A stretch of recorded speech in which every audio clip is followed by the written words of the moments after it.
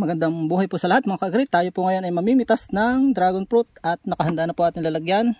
Kainitan ng araw, katatapos ko lang magtabas at mag-abono ng aking mga kalabasa. Tara, punta tayo doon at tayo mamimitas. Let's go! Natin ito.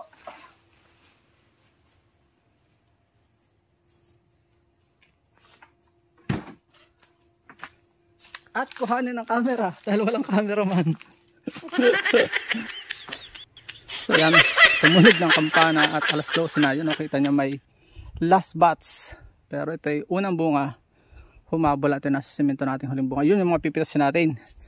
Papakita ko po sa inyo yung pagpipitas. Magandang buhay sa lahat.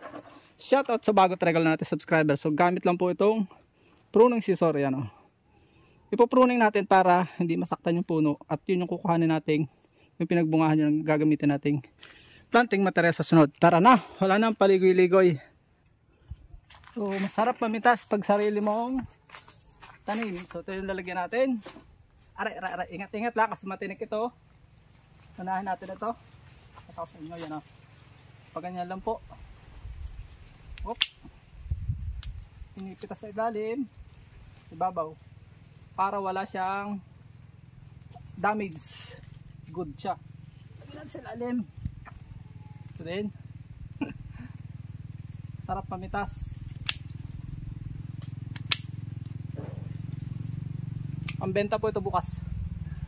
Yan. Pitasin na natin din itong reject.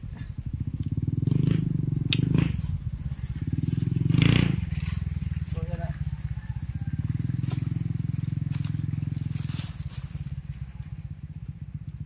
So kunti na po ito dahil napitasan na. Last na pagbibenta. Yung mga sunod po hindi namin binibenta, kinakain lang natin dahil napakasustansya po nito.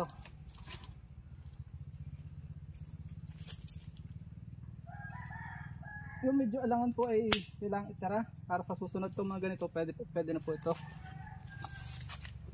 Yan. Oops. Ayan, padini. Tayo po ay naka 7 piraso na kasama yung reject. Tapos sa kabila. So yan, meron pa dito. Pakwalo. Ito titira natin ito sapagkat ito ay pangkain na lang, reject. At medyo alangan pa yung hinog. Tinatanggal po yung para wag siya agad mabulok, nilalagyan ng tira sa tangkay. Pungpo. So yan meron pa dito sa taas. Yata kita sa camera. So yan kita nyo. Lagi pong may ganyan. Yung iba pinasisibol po yun, pwede pa yun. Meron pa dong ilan. Bali 8, siyam. Nakasyam na po tayo. At marami pang tira. Punta tayo sa kabila. Bali meron pa ditong 3. So 12 na ito.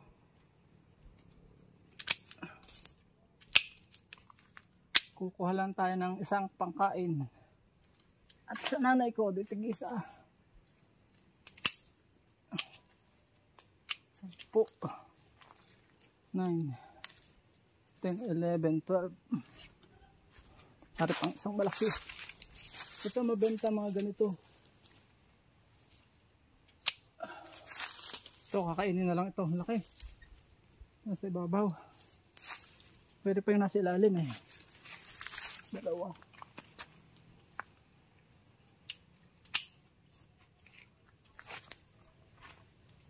Ito, pwede pa ito. Pwede pa rin ito.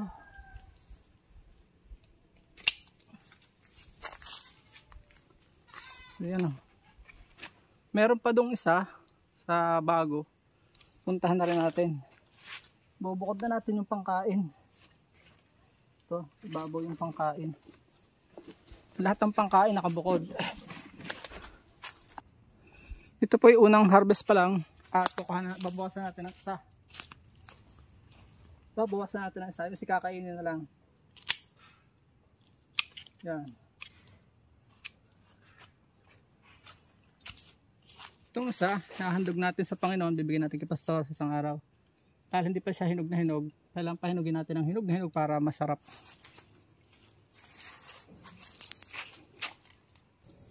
Ito naman po yung Golden Isis, kaso mo parang naluluoy at medyo maselan pala siya. Hindi magandang balita ito sa aking paghahalaman. Ganun pa man, salamat sa inyong pagsama sa pamimitas.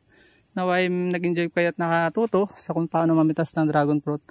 Maraming salamat. Hanggang sa muli po nating pamimitas ng dragon fruit. Samahan niyo po ako sa dragon fruit journey. God bless you all. Mabuhay. God bless the Philippines. So yan po yung ating harvest. Lalaki oh. Halos 1 kilo ang isa. So yan, nakahalos 20 tayo.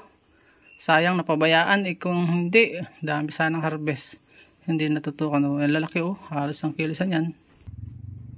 So yan oh, almost 1 kilo. Lalaki oh. At dyan po nagtatapos sa ating munting vlog. Nawa po yung nag-enjoy po kayo at may natutunan.